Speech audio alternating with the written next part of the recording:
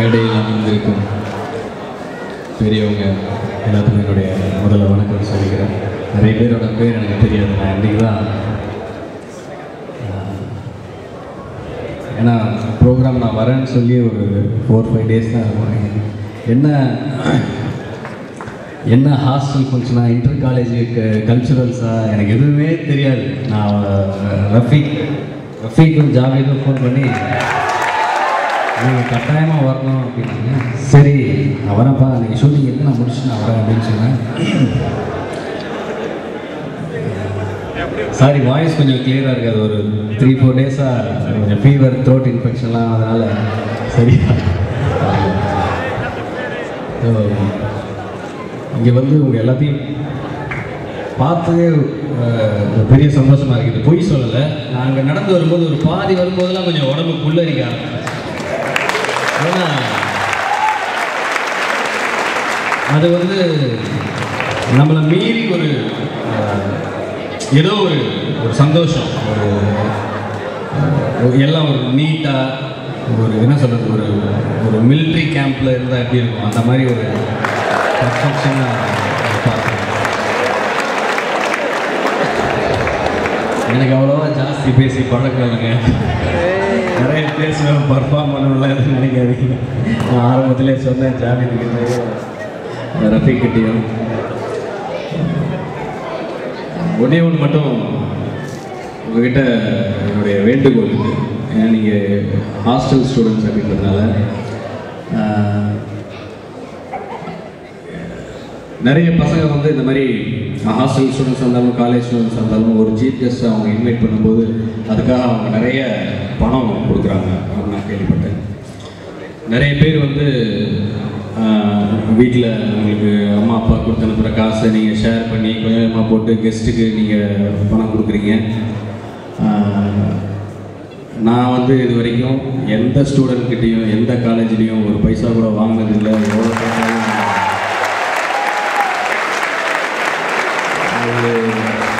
எதுக்காக சொல்கிறேன்னா, அது நான் வாங்கினா என் தம்பிக்கிட்டே என் தங்கச்சிக்கிட்டே நானே காசு வாங்குற மாதிரி இருக்கு.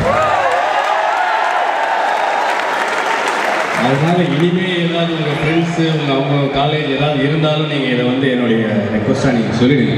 ஏன்னா நிறைய பேர் அதை வந்து மிஸ்யூஸ் பண்ணுவாங்க.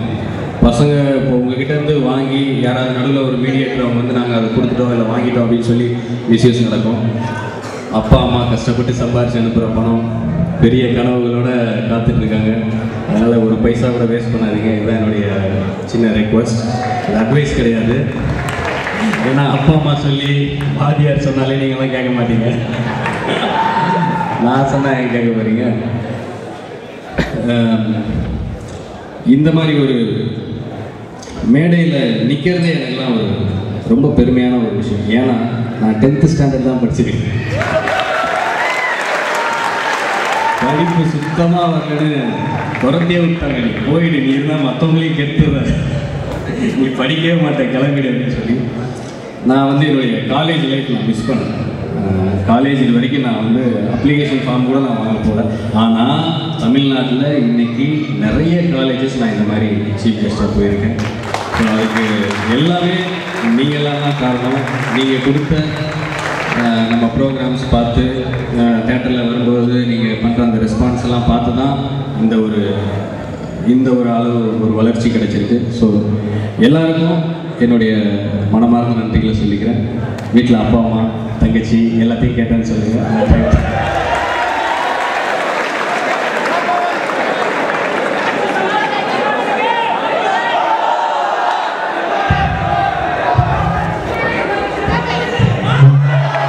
சிறப்பு விருந்தினர்களை தயவு கூர்ந்து எங்கள் மாணவர்களுக்காக கொஞ்சோண்டு பெர்ஃபார்ம் பண்ணுமாறு தாழ்மையுடன் கேட்டுக்கொள்கிறோம்.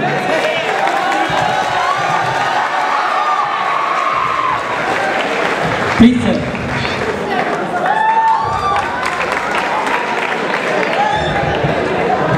நான் வந்தோட ஒரு விஷயம் சொன்னேன். 3 நாளாக த்ரோட் இன்ஃபெக்ஷன். என் வாய்ஸே எனக்கு சரியாக வரல. நான் என்ன பர்ஃபார்ம் பண்ணுறது? இந்த தம்பிகளுக்காக கொஞ்சோண்டு நீங்கள் அட்ஜஸ்ட் பண்ண முடியுமா சார்? சரி, இந்த ஃபங்க்ஷனுக்கு சூப்பர் ஸ்டார் வந்திருந்தாருன்னா எப்படி இருக்கும்?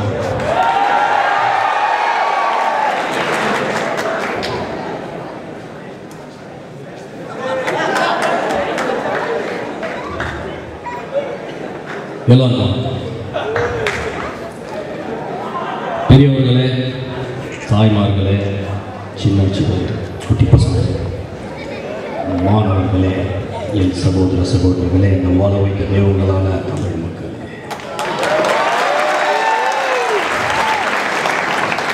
எனக்கு வந்து 2-3 நாளைக்கு முன்னாடி நம்ம ஜாவேத் ஃபோன் பண்ணி, சார் இது மாதிரி எங்கள் ஹாஸ்டலில் ஃபங்க்ஷன் பண்ணுறோம், நீங்கள் டெஃபினட்டாக வரணும் அப்படின்னு சொன்னாங்க. நான் சொன்னேன், இல்லை ஜாவேத், இது மாதிரி எனக்கு கொஞ்சம் ஷூட்டிங் எல்லாம் இருக்குது, நீங்கள் சொன்ன டைமுக்கு என்னால் வர முடியுதா இல்லையா தெரியல. இல்லை சார், நீங்கள் டெஃபினட்டாக வரணும். சரிப்பா, எத்தனை மணிக்கு ஃபங்க்ஷன் சொல்லி கேட்டேன். இது மாதிரி 6:30 சார் சொன்னேன். கஷ்டம் கண்ணா, ஷூட் இருக்குது, 6 மணிக்கு மேலே விட்டாங்கன்னா நான் வந்து உடலூர் வரணும், ரொம்ப ரொம்ப கஷ்டமாச்சு அப்படின்னு சொன்னேன். இல்லை சார், நீங்கள் டெஃபினட்டாக வரீங்க, எல்லாரும் உங்களுக்காக வந்து காத்திருக்காங்க, நீங்கள் வரணும்னு ஆசைப்படுறாங்க அப்படின்னு சொன்னாங்க. சரி, நான் வரேன் அப்படின்னு சொன்னேன். அதுக்கப்புறம் வந்து அவங்க அந்த இன்விடேஷன்லாம் அவங்க பேரை போடணும் சார், பிரின்ஸிபல் சார் வந்து சொல்லியிருக்காங்க, நேராக பார்த்து இன்விடேஷன் கொடுக்கணும் அப்படின்னு சொன்னாங்க. நான் சொன்னேன், கண்ணா இதுதான் சாக்குன்னு ஒரு நாள் காலேஜில் லீவு போட்டுட்டு ஒரு டைமை கணக்கு காட்டாத, நான் வந்து எனக்கு நேரில் நீங்கள் வந்து தரலைனாலும் பரவாயில்ல, நீங்கள் இமெயில் அனுப்பிடுங்க, நாம் பார்த்துக்குறோம், நான் வந்துடுறேன் அப்படின்னு சொன்னேன். அதே மாதிரி இமெயில் வந்ததுக்கப்புறம் நான் பார்த்தேன். ஸோ இன்னைக்கு இங்கே வந்து உங்கள் எல்லாத்தையும் பார்க்குறதுல ரொம்ப ரொம்ப சந்தோஷம்.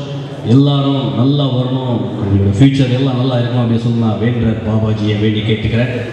அந்த பையன் நம்ம தம்பி ஜீவா இருக்காங்க, 3 நாளாக அவனுக்கு வந்து உடம்பே சரியில்லையா, வாய்ஸே வரலையா, அவனை விட்டுடுவீங்களா என்ன? விட்டா